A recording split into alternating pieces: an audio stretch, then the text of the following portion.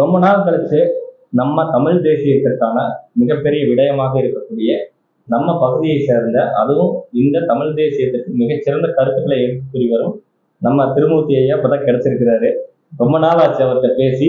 இன்னைக்கு உயிர்மை வலைவலிக்காக சிறப்பு நேர்காணலா அவர் ஒரு நேர்காணல் கொடுக்கணும்ட்டு நம்ம இடையே வந்திருக்கிறாரு.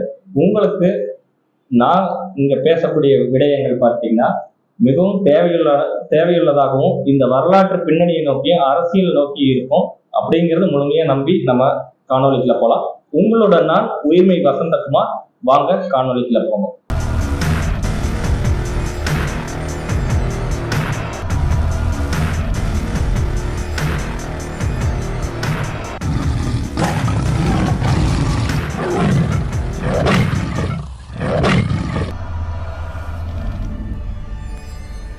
ஐயா வணக்கம். ஐயா வணக்கம். ரொம்ப நாள் ஆச்சு. எப்படி இருக்கிறீங்க? நல்லா இருக்கேங்க. நீங்களே உங்களை அறிமுகப்படுத்திடுங்க மக்களுக்கு. உங்க பேர் என்ன? என்னோட பேர் திருமூர்த்திங்க. தெரியும் உங்களுக்கு? எல்லாத்துக்கும் தெரியும், மக்களுக்கும் தெரியணும்ல. மக்களுக்கு தெரியணும்னா நாம் தமிழர் கட்சியில தமிழ் பிச்சி பாசறையில பொறுப்புல இருக்கேன். தொடர்ந்து களப்பணி செஞ்சுட்டு வந்துட்டு இருக்கேன் கட்சியோட இதுல. சரிங்க. அதாவது நாம் தமிழர் கட்சியில மனதுக்குள்ள ஒரு எதிர்பார்ப்போட உட்காந்துட்டு இருந்தவங்க இன்னைக்கு கழிஞ்சிட்டு இருக்கிறாங்க. அப்படிதான் ஒரு நல்லபடியா பாக்கலாம் இல்லைங்களா? எதிர்பார்ப்புங்கிறது அது எல்லாத்துக்கும் இருக்குங்க. அதை எதிர்பார்ப்பு தவறு சொல்ல முடியாது. சில நேரங்கள்ல நம்ம எதிர்பார்ப்பு சரியானதா இருந்தா இது என்னதான் இருந்தாலும், எதிர்பார்ப்புகள் இருந்தாலும் தலைமை ஒரு முடிவு எடுக்குதுன்னா அந்த தலைமைக்கு கட்டுப்படுறப்ப அந்த தலைமை தேவையில்லாத முடிவு எடுத்திருக்க மாட்டாங்க இல்லைங்களா? இந்த இடத்துல இதுக்கு சரியான இடம் அப்படின்னு சொல்லித்தான் அவங்க அதற்கான மாறுபாடை உண்டாக்கி இருப்பாங்க. ஆமா, நீங்க சொல்றது மிக மிக சரி. அதாவது எனக்கு என்னோட மனைவிக்கு பெயர் சொல்லியே சொல்றாங்க.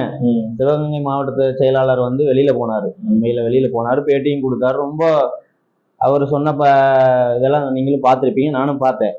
என்னதான் ஏற்புடையதா இருந்தாலும் அவர் முன் வச்ச குற்றச்சாட்டுகள்ல, ஆனா நீ ஏன் வெளியேற, உன்னை அண்ணன் வெளியே போக சொல்றாருன்னா நீ வராத அப்படின்னு சொல்றது கிடையாது.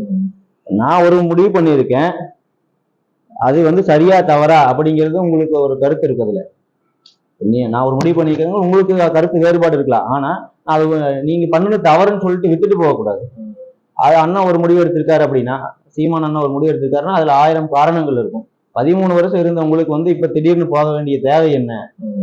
அப்ப உங்களுக்கு வேற ஏதோ ஒரு டிமாண்டிங் இருக்கு, வேற ஏதோ ஒரு நீங்க எதிர்பார்த்தது கிடைக்காம போயிருக்கு.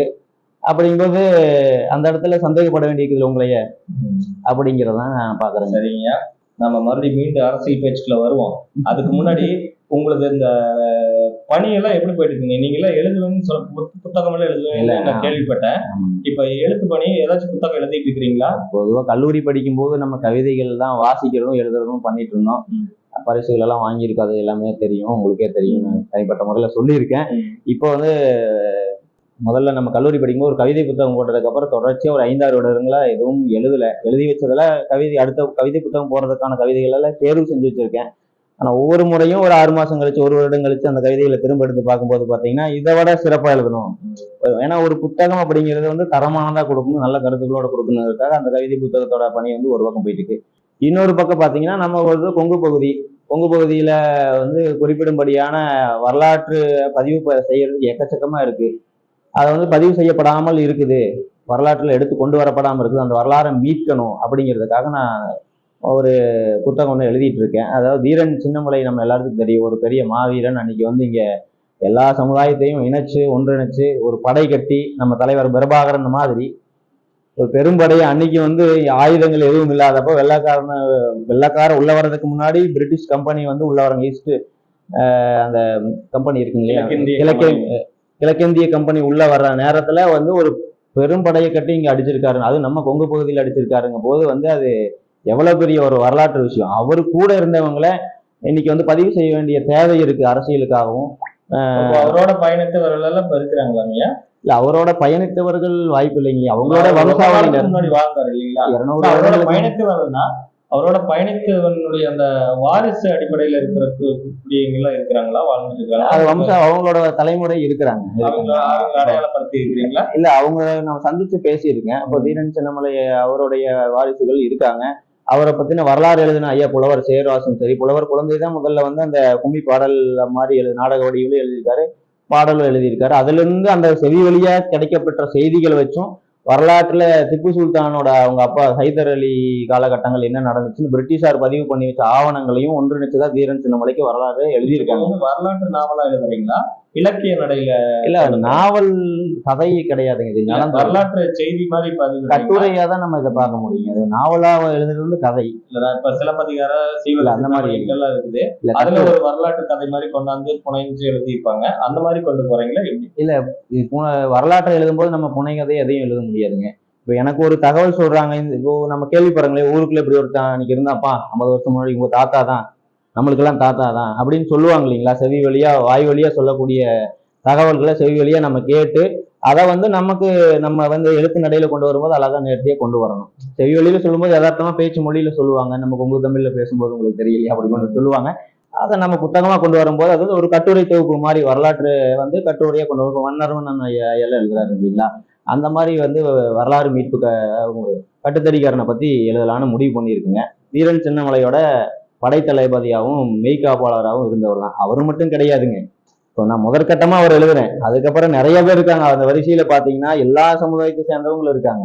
அவங்க ஒவ்வொருத்தரையும் அடையாளப்படுத்த வேண்டியது நம்மளுடைய காலத்தின் தேவை. புத்தகத்தை நீங்க எழுதுறப்ப நிறைய கேரக்டர்களை உள்வாங்கி அவங்கள பத்தி எல்லாம் எழுதி குறிப்பு கொஞ்சம் கொஞ்சமா எழுதிக்கணும். அதை வந்து கொண்டாந்து இப்படிதான் அவர் இயங்கினாரு, இப்படி அந்த காலகட்டத்தினுடைய கட்டமைப்பு இப்படி இருந்ததுன்னு சொல்லி நீங்க அதை வந்து கண் முன்னாடி கொண்டாந்து நிறுத்த வேண்டிய ஒரு அவசியம் தேவைப்படுது. அது எப்படிங்க மிகப்பெரிய ஒரு சவாலாச்சா? இல்ல, நான் முதல்ல வந்து ரொம்ப எளிமையான இதுன்னு நினைச்சேன். எளிமையான ஒரு விடயம், சாதாரணமா எழுதிடலாம், ஒரு மாதிரி நம்ம எழுத்தாளர் தான் அப்படிங்கும் போது அது சாதாரணமா எழுதிடலாம், பெரிய விடயம் கிடையாதுன்னு நினைச்சேன். ஆனா இப்போ நம்ம எழுதுறதுக்கு முன்னாடி இப்போ ஒருத்தருக்கு எழுதியிருக்காங்க, தீரன் சின்னமலைக்கு வந்து முதல்ல அவருக்கு எழுதுறதுக்கே நிறைய சிரமப்பட்டுதான் எழுதியிருக்காங்க. சாதாரணமா தீரன் சின்னமலை எப்படி இருந்தாரு அப்படி இருந்தாருன்னு எழுதலைங்க. முதல்ல ஒரு பாடல்ல, கும்மி பாடல்ல, கட்டுத்தடிக்காரன் முன்னடக்க, கருப்ப சேர்வை பின்னடக்க, வட்டப்போட்டுக்காரன் சின்னமலை வர சௌரியம் பாருங்கடி ஒரு கும்மி பாடல் இருக்கு. அந்த பாடல்ல வச்சு அந்த பாடலுக்கு அப்புறம் வந்து ஒரு நாடக வடிவில் ஒரு புத்தகம் இன்னொருத்தர் எழுதுறாரு. அந்த நாடக வடிவில் புலவர் குழந்தை எழுதும்போது அதை வச்சு மறுபடியும் இருக்கக்கூடிய இங்க இருக்கக்கூடிய எழுத்தாளர்களும் ஆய்வாளர்களும் சின்ன சின்ன குறிப்புகளா ஒரு 20 பக்கம் 30 பக்கத்துக்கு தான் எழுதுறாங்க. அவ்வளவு தகவல்கள் தான் முதல்ல கிடைக்குது. அதுக்கப்புறம் இருக்கக்கூடிய புலவர் சேராசு ஐயா, அது போக நிறைய பேர் எழுதியிருக்காங்க. அவங்க எல்லாருமே வந்து என்ன பண்றாங்க, தேடுறாங்க. அவங்க வந்து வரலாற்று தகவலை சண்டை போட்டாங்க, இந்த இடத்துல சண்டை நடந்துச்சு, அரசலூர் போர் இங்க நடந்துச்சு, அதுக்கப்புறம் 1802 இங்க ஒரு போர் நடந்துச்சு அப்படின்னு மொத்தம் 3 போர்கள்ல குறிப்பிடுறாங்க. நம்ம கொங்கு பகுதியில் இருக்கக்கூடிய போதில், குறிப்பா ஈரோடு பகுதியிலையும் திருப்பூர் மாவட்டத்தை ஒன்றியக்கூடிய காங்கேயம் பகுதியில் நடந்ததெல்லாம் சொல்றாங்க. கோட்டை கட்டின தகவல் எல்லாம் திரட்டி எழுதியிருக்காங்க. அப்போ இந்த திரட்டுறதுக்கு தேடல் தேவைப்படுது. அந்த தேடல் வந்து பாத்தீங்கன்னா அவங்க வந்து குறிப்புகள் எடுக்கிறாங்க. சின்னமலை தனியாவே சண்டை போடல, முதல்ல போர் பயிற்சி பெறதுக்காக திப்பு சுல்தானோட படைக்கு போய் சேர்றாங்க. அதுக்கு முன்னாடி இங்க வந்து வரிசுல்தான் வந்த மைசூருக்கு வந்து வரி போகுது. அப்போ பாளையக்கார ஆட்சி முறை இருந்தப்போ வந்து விஜயநகர பேரரசு ஆட்சி காலத்தின் கீழே வந்து வரி போகுது. அதை பிடிங்கி அடிக்கிறாரு. அடிச்சோடனே அவன் பயந்துட்டு, ஐயா நான் வேலை செய்யறவங்க, படையில இருக்கிறவன், காலையே விழுந்துட்டான். இல்ல காலைல இல்லைங்க, கால் உருவாத குறைய கெஞ்சுறான். ஏன்னா அடி அந்த அளவுக்கு அடிச்சுட்டாரு, வழியில் மறிச்சு, என் ஊரு காசை எடுத்துட்டு போவோம், நீ யாருடா அப்படின்னு கேட்கும்போது, இந்த மாதிரி இந்த பகுதியை வந்து மைசூர் மகாராஜா இவங்க தான் ஆட்சி செய்யறாங்க, விஜயநகர பேரரசின் கீழே வந்து நடக்குது, அங்க போகணும், வரி நான் கொண்டு போகணும், அதான் என்னுடைய வேலை, நான் வேலைக்கு எடுக்கிறவங்க அப்படின்னு சொல்றான். சரி, நீ ஏதோ வேலைக்கு எடுக்கிறனாலும் விடுற, காசால தர முடியாது, கிளம்புறான், பணத்தால தர முடியாது, மக்களோட வரி பணம், நீ யாரும் எடுத்துட்டு போறதுக்கு, மக்களோட உழைப்பு நீ எடுத்துட்டு போய் கொடுக்கறதுக்கு நீ யாருன்னு கேட்கறாரு. அப்ப அவன் சொல்றான், நான் இங்கிருந்து வந்திருக்கேன்னு. ஐயா இந்த மாதிரி நீங்க காசை புடுங்கிட்டீங்க, நான் கொண்டு போய் கொடுக்கணும், அங்க போய் என்ன தொலைச்சு போடுவாங்க கொடுக்கலீங்கன்னா என்னன்னு அமைக்கிறீங்க, நான் என்னன்னு சொல்றது அப்படிங்கும் போது போய் சொல்றா, சின்னமலைக்கும் இந்த சிவன்மலைக்கும் சென்னிமலைக்கும் நடுவுல ஒரு சின்னமலை புடுங்கிட்டான்னு போய் சொல்றா அப்படின்னு அனுப்பி விடுறாரு. அப்ப இல்ல சவுண்ட் வந்து நீங்களும் பாத்தீங்க, நான் வேற சைலண்ட்ல போலீங்க ஐயா, போன் அடிச்சு அப்பளை எடுத்து கவனம் முழுசா இதுக்குள்ள இருக்கு சொல்லிருக்கேன். அந்த சென்னிமலை சிவன்மலை சொல்லியாச்சு. அது அப்படி புடுங்கும் போது பாத்தீங்கன்னா கேட்கறான், நான் என்னன்னு போய் சொல்றதுங்க ஐயா அப்படிங்கும் போது, சென்னிமலைக்கும் சிவன்மலைக்கும் நடுவுல ஒரு சின்னமலை சொன்னு போய் சொல்றா அப்படின்னு சொல்லி அடிச்சு விரட்டி விடுறாரு. அவன் போய் அப்படியே சொல்றான். அதுக்கப்புறம் நடந்தது தெரியும். அப்ப திப்பு சுல்தான் வந்து அவருடைய வீரத்தை பார்த்து மெய்சில் இருக்கிறாரு. யார் இப்படி ஒரு சாதாரண ஏன்னா பெரிய ஒரு லீடர்லாம் இல்லை. அப்போ ஒரு சாதாரண ஒரு விவசாய குடும்பத்துல பிறந்து சாதாரண ஊருக்கு ஒரு காவல் ஆள் மாதிரி வந்து இருந்து அந்த ஊரை பாதுகாத்துட்டு வந்திருக்காரு. ஊர்காவல். ஊருக்கு காவலா அப்படின்னு சொல்லலாம். ஊருக்கு காவலரா இருந்திருக்காரு. அது மாதிரி நிறைய பேர் அந்தந்த பகுதிகளில் இருந்திருக்காங்க. அப்படி புடுங்கி அடிக்கும்போது பாத்தீங்கன்னா அந்த பொதுமக்களிடையே அந்த செய்தி வந்து பரவுது. அது பெரிய காட்டு தீ மாதிரி பரவுது. இன்னைக்கெல்லாம் ஊடகங்கள் இருக்கு, நம்ம கைபேசி வச்சிருக்கோம், எடுத்து போட்டுருவோம். அன்னைக்கெல்லாம் வேலை செய்யும் போது, காட்டுல வேலை செய்யும் போது பாட்டு பாடுவாங்க. ஊர்ல ஒரு விஷயம் நடந்துன்னு அதை பேசுவாங்க. அப்படி வந்து ஒரு தோட்டங்காட்டுல வேலை செய்யறீங்க பொதுமக்கள் அங்க இங்க எல்லாரும் பேச ஆரம்பிச்சாங்க. இப்படி வந்து பணத்தை பிடிங்கிட்டு அடிச்சு விரட்டி விட்டாராம் அப்படின்னு சொல்லி அந்த இடத்துல அவரு அதுக்கு முன்னாடி வந்து தீர்த்தகிரி சர்க்கரை கவுண்டர்ங்கிறது அவரோட பேரு. அந்த இடத்துல உண்மையான பேர் என்னங்க? தீர்த்தகிரி சர்க்கரை மன்றாடியர் அப்படிங்கறது அவங்களோட வம்சாவளியினர். மன்றாடியருங்கிறது வந்து ஒரு பட்டம் மாதிரிங்க. தீரன் சின்னமலைங்கிறது தெரியும். இந்த மாதிரி அவங்க அப்பா அம்மா வச்ச பேரு தீர்த்தகிரிங்க. அது அவங்க குடும்ப வளைந்து சர்க்கரைங்கிறது வந்து அவங்களுடைய ஒரு ட்ரெடிஷனலான பாரம்பரியமான சர்க்கரை மன்றாடியருங்கிறது அவங்க பட்டக்காரர் முறையில வரக்கூடிய பெயர். சொல்றப்பதான் இந்த காணொலி வாயிலாவே இவருடைய உண்மையான பெயர் இதுவா அப்படின்னு நிறைய பேர் சர்க்கரை மன்றாடியருங்கிறது வந்து அவங்க சர்க்கரை மன்றாடியருங்கிறது வந்து பாத்தீங்கன்னா பட்டக்காரர் முறையில வரக்கூடிய காலகாலமா வரக்கூடிய தொடர்ச்சியான பெயர். மூதாதையர்களோட பெயர் அப்படியே சேர்த்து வைக்கிறாங்க. அப்ப தீர்த்தகிரின்னு இவருக்கு வைக்கிறாங்க. அப்போ அந்த இடத்துல வந்து அவரு கோபத்துல ஆக்ரோஷமா அடிச்சுட்டு அப்படி சொல்றாரு. இந்த 2 மலைக்கு நடுவில் ஒரு சின்ன மலை சொன்னான்னு போய் சொல்றா அப்படின்னு சொல்றாரு. அந்த இடத்துல அவர் தீரன் சின்னமலையா மாறுறாரு. நம்ம அண்ணனோட நிறைய மேடைகள் அதைய அந்த இடத்துலதான் தீரன் சின்னமலை வந்து உருவாகிறாரு. ஒரு போராளியா உருவாகிறாரு, புரட்சியாளரா உருவாகிறாரு அப்படின்னு அண்ணனே சொல்லுவாருங்க. அந்த மாதிரி வந்து அப்போ காட்டு தீ மாதிரி அந்த செய்தி வந்து ஊர் முழுசா பரவுது. அதுக்கப்புறம் பாத்தீங்கன்னா ஒவ்வொரு பகுதியில் இருக்கக்கூடிய இவர மாதிரியே எல்லாரும் வந்து வரி கொடுக்கறதுக்கு மறுக்கிறாங்க. வரி வாங்க வரோன்னு அடிச்சு விரட்டுறாங்க. அப்ப அங்கங்க ஒரு குழுவா உருவாகுது. அப்படி பாத்தீங்கன்னா சேலத்துல ஓமலூர் சேமலை படையாச்சின்னு ஒருத்தர் இருக்காரு. கருப்பு சரின்னு ஒருத்தர் இன்னொரு பக்கம் பிரச்சனை பண்றாரு. இன்னொரு பக்கம் அதே தீரன் சின்னமலையோட சொந்த ஊர்லயே அந்த பகுதியில பாத்தீங்கன்னா கட்டுத்தடிக்காரன் ஒருத்தர் இருக்காரு. கட்டுத்தடிக்காரங்கிற பெயருக்கு அவரோட உண்மையான பெயர் என்னங்கிறது இப்போதான் நம்ம வரலாற்றை தேடி போகும்போது தெரியுது. ஆனா அவருடைய பட்ட பேரு தான் வந்து ஊருக்கு மத்தியில வந்து தெரிஞ்சிருக்கு. அப்ப நான் அவரை பத்தின தகவல் திரட்டும் போதுதான் ஏன் அவருக்கு கட்டுத்தடிக்காரன் அப்படின்னு ஒரு பேர் வந்திருக்குன்னு போதுதான் அந்த அடிமுறைங்கிறது அன்னைக்கு வந்து ஒரு பெரிய, இன்னைக்கு எப்படி சிலம்பம் சொல்றாங்க, அன்னைக்கு அந்த சிலம்பத்திலேயே ஒரு புதிய உத்தி முறையை வந்து கையாண்டு இருக்காங்க. தீரன் சின்னமலையோட படையில கட்டுத்தடி படைன்னு ஒரு தனி படைப்பிரிவு இருந்திருக்கு. அது போக போர் பயிற்சி வழங்கக்கூடிய போர் படை தளபதியா வந்து சிறந்து விளங்கி இருக்காரு கட்டுத்தடிக்காரன். அந்த பாடல்ல வந்து கும்மி பாடல்லையே கட்டுத்தடிக்காரங்கிற அந்த பெயர் முதல்ல ஏன் இடம்பெறுதுன்னா, தீரன் சின்னமலை ஒரு பெரிய மாவீரன். இந்த பகுதியை வந்து கட்டி அடிச்சு வெள்ளைக்காரன் அடிச்சு வரட்டுறதுல ஒரு பெரிய அச்சுறுத்தலதான் வெள்ளைக்காரனுக்கு இருந்திருக்கான். வெள்ளைக்காரனோட கம்பெனிக்கு. அவரை நெருங்கணும்னா இந்த கட்டுத்தடிக்காரனையும் கருப்பு சேரியும் தாண்டினா மட்டும்தான் நெருங்க முடியும். இப்போ தலைவரை நெருங்கணும்னா, பிரபாரனை நெருங்கணும்னா நம்ம சொல்லுவோம் இல்லைங்களா, ஒரு பெரிய அவர் கூட இருந்தவங்க தளபதிகளை தாண்டணும் அப்படின்னு சொல்லிருக்கோம். ஏன்னா நல்லா சொல்லுவாங்க இல்லைங்களா, அவர் பெயர் எனக்கு சரியா ஞாபகம் வரல. வர்றது பிரபாரனா இருந்தா கூட நான் சமாளிச்சிடுவேன் சண்டைக்கு வர்றது. ஆனா வர்றது வந்து அவர் கூட இருக்கிற அவர் தளபதி வர்றாரு, அவர் பேர் எனக்கு மறந்துருச்சுங்க ஐயா அப்படின்னு சொல்லுவாங்க இல்லைங்களா. அதுவே ஒரு கர்ஜனை மாதிரி. அதாவது ஒரு பெரிய ஒரு ஜாம்பவான அவருக்கு பாதுகாப்பா இருக்கக்கூடியவங்கள அந்த படையை கட்டி என்ன சொல்றதுங்க வழி நடத்தி போனவங்களை தாண்டினாதான் அவரை சந்திக்க முடியும் அப்படிங்கிற மாதிரி வந்து இந்த பகுதியில் இருந்திருக்காரு. அவரோட வரலாறு நான் திரட்டி எழுதிட்டு இருக்கிறேன். எனக்கு இதுல என்ன ஆச்சரியம், இந்த வரலாறு எழுத போகும்போது நாம தமிழ் தேசிய பாதையிலையும் பயணிச்சுட்டு இருக்கிறதுனால எனக்கு ஒரு பெரிய ஆச்சரியமா இருக்குது. என்ன ஆச்சரியம்னா, அன்னைக்கு ஒரு ஜாதிய பூசல்கள் உட்பூசல்கள் இந்த மாதிரிலாம் நிறைய இருந்திருக்கு. அந்த காலகட்டங்களில் ஜாதிய கொடுமைகள் இதெல்லாம் இருந்திருந்தாலும் கூட எல்லாரும் மக்கள் ஒற்றுமையா இருந்திருக்காங்க, ஒன்னா சேர்ந்து வாழ்ந்திருக்காங்க, எல்லா சமுதாயத்தையும் அரவணைச்சு இருந்திருக்காங்க. அப்படி இருந்ததுனாலதான் தீரன் சின்னமலையினால இப்படி ஒரு எந்த ஒரு பாகுபாடும் இல்லாத வேறுபாடும் இல்லாம ஒரு சமத்துவத்தோட எல்லா ஜாதிக்காரங்களையும் உள்ள இது பண்ணி நம்மளோட ஜாதி பிரச்சனையில விட்டு போட்டு மத பிரச்சனையை விட்டு போட்டு நம்மளோட மண்ணை கைப்பற்ற ஒருத்தன் வந்துட்டு இருக்கான். அந்நியன் வந்துட்டான், அவனை எதிர்த்து வியாபாரம் பண்ண இங்க வர்றான், வந்தா வியாபாரம் பண்ணணும், அவனோட பொருளை வித்துட்டு நம்ம இங்க இருக்கக்கூடிய பொருளை வாங்கிட்டு போறது அவனோட நோக்கம். அதுக்காக தான் இங்க வந்தான். ஆனா இன்னைக்கு என்ன பண்றான், கொஞ்சம் கொஞ்சமா அன்னைக்கு இந்தியாங்கிற நாடு வந்து உருவாக்கப்படலை. கொஞ்சம் கொஞ்சமா இந்த நிலப்பரப்பை கைப்பற்றிட்டு வர்றான். இங்க வந்தோடனே பாத்தீங்கன்னா விஜயநகர பேரரசு இறுதியா நம்மளுடைய சேர சோழ பாண்டியர்களோட ஆட்சி வந்து வீழ்ச்சி அடைந்ததுக்கு அப்புறம் பாத்தீங்கன்னா கடைசி இறுதியா பாளையக்கார ஆட்சி முறையில வந்து இருக்கும். ஆற்காடு நவாப் இவங்களோட ஆட்சி முறையில இருக்கு அங்கங்க. அப்போ இந்த கொங்கு பகுதி வந்து பாத்தீங்கன்னா ஒரு பயணப்படுறதுக்கான ஒரு இடமா இருக்குது. அப்படி பார்த்தீங்கன்னா சென்னையிலிருந்து இங்கே கோயம்புத்தூரை வந்து நோக்கி அவங்க போகணும். ஏன்னா கோயம்புத்தூரை வந்து அந்த கோயம்புத்தூர்ல இருக்கக்கூடிய கோட்டையை கைப்பற்றிடுறாங்க. அதுபோக கேரளாவுக்கு போகணும். கேரளா வழியா கப்பல் மூலமா எல்லாம் இங்கே கொள்ளையடிக்கக்கூடிய அல்லது வந்து இங்க வந்து அவங்க திரட்டி வச்சிருக்கக்கூடிய பொருட்கள் எல்லாம் அனுப்பணும். கப்பல் வழியா தான் அனுப்பி ஆகணும். இந்த வழியா தான் பயணப்பட்டாகணும். இந்த வழியா பயணப்பட்டு போய் ஆக வேண்டியிருக்கு. அப்ப இடையில ஒரு இடைஞ்சலா இருக்கு தீரன் சின்னமலை. அவர் அளவுக்கு ஒரு பெரிய வலிமையா வளர்ந்திருக்காரு. அவர் கட்டுன படை கட்டுனது ஒரு வியப்புக்குரியதா இருக்கு. அந்த இவரு கட்டுப்பிடிக்காருன்னு இவ்வளவு தொழில்நுட்பம் இருக்குது, நம்ம கூப்பிடுறோம், உடனே பேசுறோம் இருக்குது. அந்த காலத்துல வந்து வீடு வீடா போய் கூப்பிடணும். அப்படிதான். இப்போ தீரன் சின்னமலை வந்து ஒருவர் மட்டுமே முயற்சி எடுத்து படையை கட்டிடல. ஒருவரோட முயற்சி மட்டுமே, அதாவது முதல்ல அவர் எடுக்கிறாரு. இந்த நிலப்பகுதியில பெரிய ஒரு நிலப்பரப்புகளா இருக்கக்கூடிய நிலக்கிழாறுகளா இருக்கக்கூடிய ஒரு விவசாய குடும்பத்துல அவர் பிறந்துட்டாரு. அவரு நினைச்சிருந்தா வந்து என்ன பண்ணிருக்கலாம், வெள்ளைக்காரனுக்கு ஆதரவா இருந்துட்டு சொகுசா இருந்திருக்கலாம்.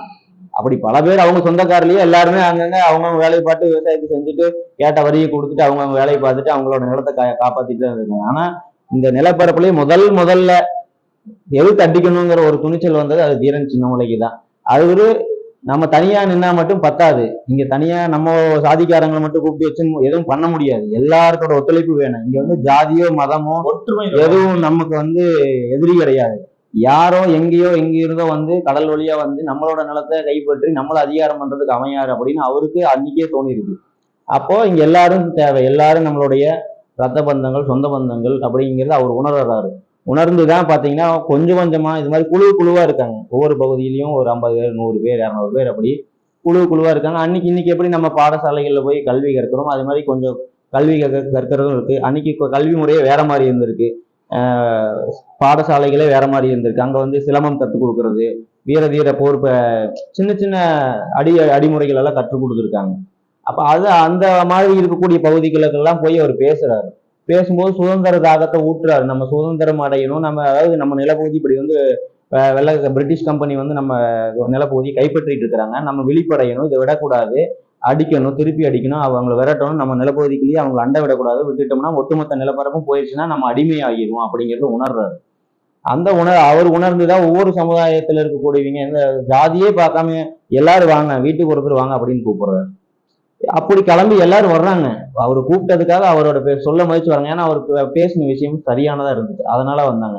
அப்படி வந்து அவர் வந்து இங்கிருந்து போய் ஹைதர் அலி படையில போய் சேர்றாங்க. ஏன் சேர்றாங்கன்னா அவங்க கூட்டிட்டு வர சொல்றாங்க. முதல்ல யாரு வீரன் சின்னமலைங்கிறவன், அவன் அவ்வளவு பெரிய ஆளா, நம்ம பணத்தை புடுங்கி இருக்கான், அவன் அவ்வளவு பெரிய இதான்னு வர சொல்லிட்டாங்க. இவரும் போறாரு, நம்மளை கூப்பிட்டாங்களா அப்படின்னு போறாரு. அவரு போனோடனே அங்க பாக்குறாங்க. போனோடனே பாராட்டுறாரு. அவரு, நான் இதை சாதாரணமா நினைச்சேன், உன்னை பத்தி கேள்விப்பட்டேன், நீ வர மைசூர் மகாராஜா இதுக்கு வரி பணத்தை பிடிங்கிட்டு அடிச்சு விரட்டி விட்டியாமா, உன்னை ரொம்ப பாராட்டுறேன் சின்னமலை அப்படின்ட்டு அனுப்பிடுறாங்க. அதன் பிறகு வந்து பாத்தீங்கன்னா வெள்ளைக்காரர்களோட தொந்தரவு நெருங்கும் போது அங்க ஹைதர் அலியோட படையில போய் சேர்றாரு.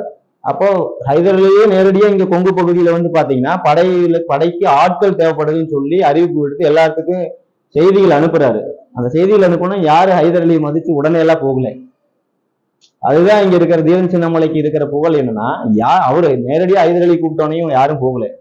அப்ப தீரனுக்கு ஒரு பெயர் இங்க உருவாகுது. அவரு செஞ்ச அந்த தீர செயல், முதல் தீர செயல் தான் வந்து எல்லாத்துக்கும் பரவுது. அப்படி பரவனப்போ ஒவ்வொரு குழுவுல இருக்கிறவங்கிட்டையும் செய்தி வரலைங்கிறதுனால தீரன் சின்னமலை கூப்பிட்டு சொல்றாங்க.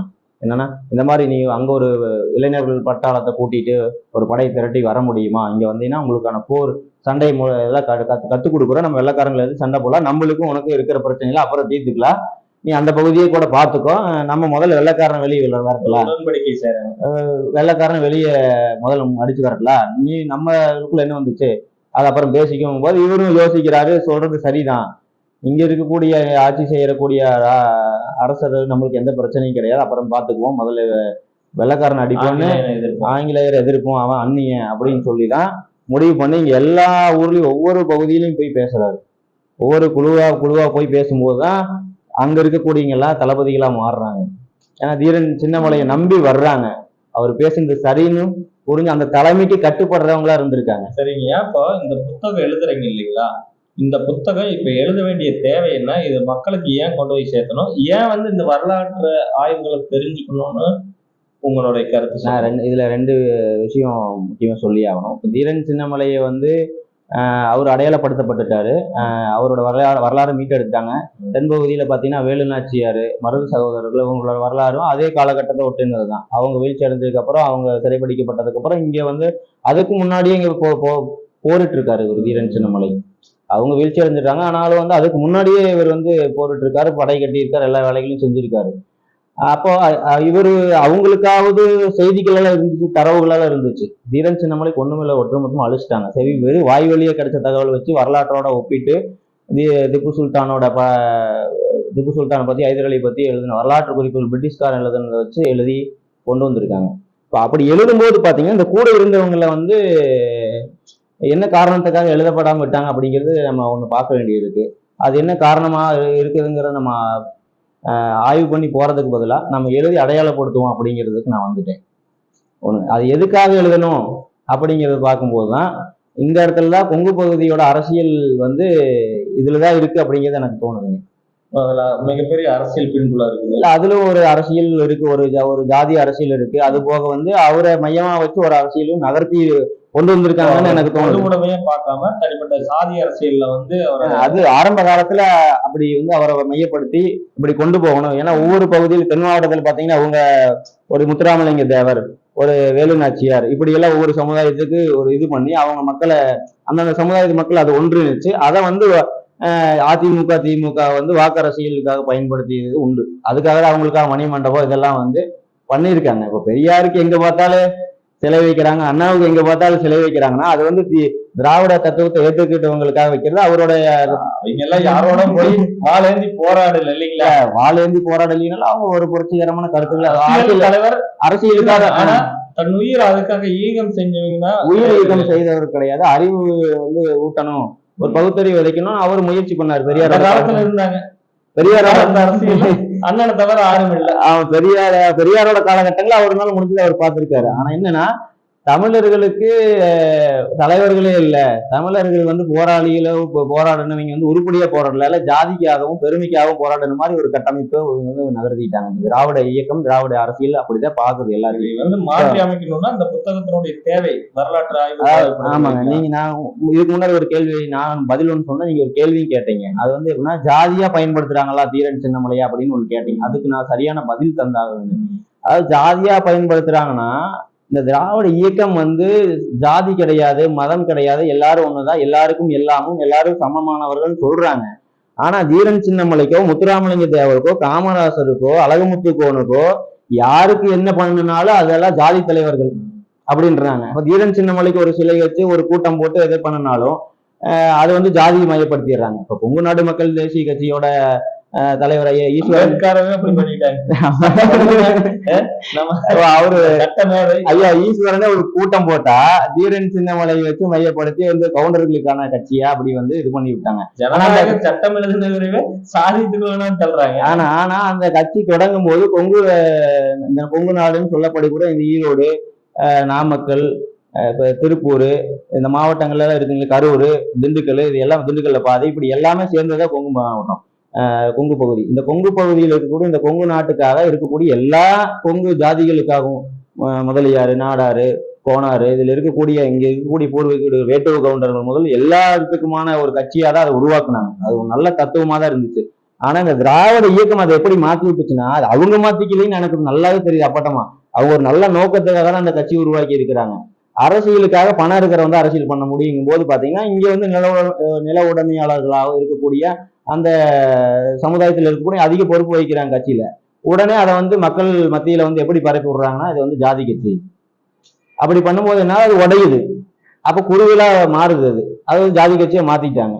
இது மாதிரி தென் மாவட்டங்களுக்கு போனா இன்னைக்கு ஐயா சரத்குமார் பாஜகவில் கொண்டு இடமான வச்சிருக்காரு பாத்தீங்களா, அது மாதிரி அது ஒரு ஜாதி கட்சியா மாத்தி விட்டாங்க. ஐயா பாமக வந்து பாத்தீங்கன்னா அவங்க வந்து அவங்கள பாராட்டி அவங்க நிறைய பேருக்கு முன்னுரிமை வந்து வேட்பாளராக நிறுத்தி இருக்காங்க. எல்லா சமுதாயத்திலும் வேட்பாளராக நிறுத்திருக்காங்க. ஒரு புரட்சியும் பண்ணாரு. ஆமா, அவர் வந்து சொல்லலாம் அந்த அளவுக்கு வாய்ப்பு கொடுத்தாங்க.